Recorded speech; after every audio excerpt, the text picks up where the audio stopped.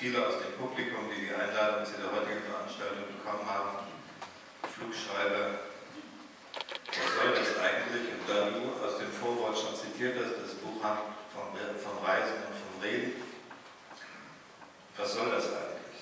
Reisen? Das ist mit Sicherheit kein Reiseführer, das ahnen Sie, dazu fehlt mir die Kompetenz. Es handelt eher von Begegnungen, ja. Es handelt auch nicht nur vom Reden, sondern es handelt vom Reden über Politik.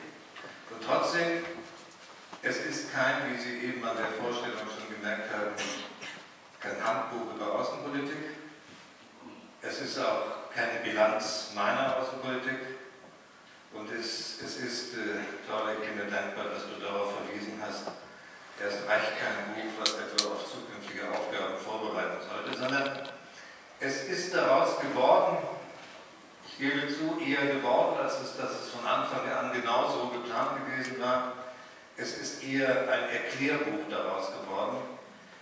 Ein Erklärbuch auch für diejenigen, die sich nicht jeden Tag mit Außenpolitik, insbesondere mit Außenpolitik im Detail, beschäftigen können. Und das Buch, wenn Sie so wollen, versucht ein paar Antworten zu geben auf Fragen, die sich stellen und die auch ich in öffentlichen Veranstaltungen, wenn ich hier im Lande unterwegs bin, immer wieder gestellt bekomme. Was hat sich eigentlich verändert in den letzten 10 Jahren auf der Welt? Warum ist die Welt so anders geworden? Warum ist sie, Claudia Roth hat das zitiert, so aus den Fugen geraten? Welche Gewichte haben sich eigentlich weltweit verschoben? Was ist eigentlich aus den alten Mächten geworden? Was ist von denen übrig geblieben?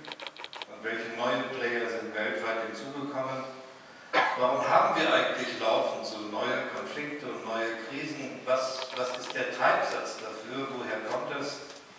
Und die Frage, die sich Menschen, glaube ich, am meisten stellen, ist die, warum sind eigentlich Lösungen so viel schwerer geworden, als wir das, meine Generation, jedenfalls noch in Erinnerung hat.